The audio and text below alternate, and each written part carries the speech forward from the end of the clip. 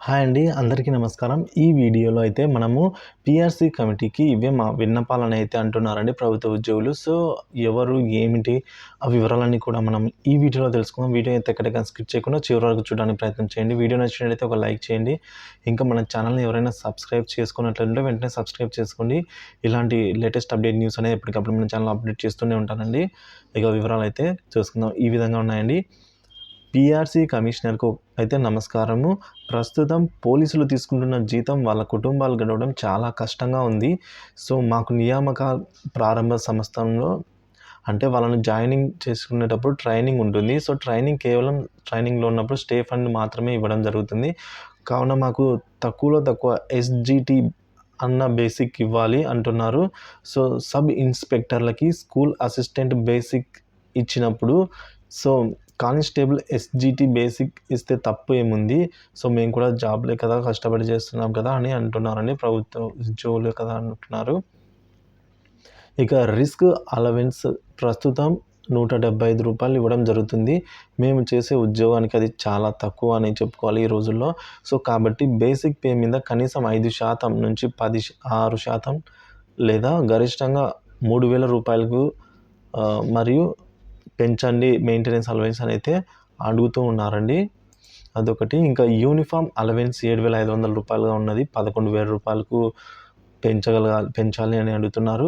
ఇక 50% తగ్గకుండా పోలీసులకు ప్రత్యేక పీఆర్సీ అమలు చేయాలి అని అంటున్నారు. ఎందుకంటే మేము 24/7 ఆన్ డ్యూటీలోనే ప్రజలకు అందుబాటులో ఉంటూనే ఉంటాము. సో, పండుగలైనా, పబ్బాలైనా, ఆదివారాలు గానీ ఇటువంటి వాటికి దూరంగా ఉంటూ మనము సరైన తిండి నిద్ర లేక బందోబస్తుకు వెళ్తూ ఉంటాము. ఎటువంటి డ్యూటీ వచ్చినా కూడా చేస్తూనే ఉంటాము. సో, 30 సంవత్సరాలు సర్వీస్ చేసిన కానిస్టేబుల్‌గానే పదవీ విరమణ పొందుతూ ఉన్నాడు. సో, కాబట్టి ప్రతి 5 సంవత్సరాలకోసారి ప్రమోషన్ ఇవ్వాలి. కానీ మాకు అలాంటి పరిస్థితి లేదు. లేని పక్షంలో గ్రేడ్ ఇంక్రిమెంట్‌ని కూడా 5 సంవత్సరాలకి ఇవ్వాలి. ప్రస్తుతం 6 సంవత్సరాలకి ఇస్తున్నారు. దాన్ని 5 సంవత్సరాలకైనా చేయాలి.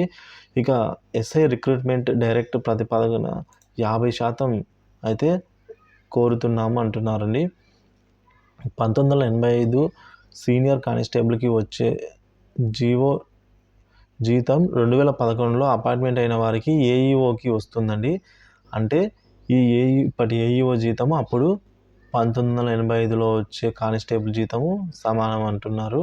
సో, రెవెన్యూలో అయితే అటెండర్ నుంచి తహసీల్దార్ వరకు ప్రమోషన్ పొందుతూ ఉన్నారు. జూనియర్ అసిస్టెంట్ నుంచి ఆర్‌డీఓ వరకు వెళ్తూ ఉన్నారు. సో, కొంచెం మమ్మల్ని కూడా దృష్టిలో ఉంచుకొని అని అయితే అంటున్నారు. ఇంకా ఆరోగ్య భద్రత గురించి చూసుకున్నట్లయితే ఆరోగ్య భద్రత కార్డు ద్వారా అన్ని రకాల వ్యాధులకు ఎటువంటి షరతులు లేకుండా వైద్యం అందేలా చూడాలని అయితే కోరుతున్నారండి. ఎందుకంటే మేము చేసే డ్యూటీలకు, మేము వెళ్ళే పనులకి సో, అక్కడ ఏమైనా జరగచ్చు. సో, అనారోగ్య పాలవ్వచ్చు. ఎటువంటిదైనా కూడా మాకు ఈ ఆరోగ్య కార్డు ద్వారా మాకు వైద్యం లభించేలా చూడండి అని అయితే ప్రభుత్వాన్ని రిక్వెస్ట్ చేసుకుంటున్నారు.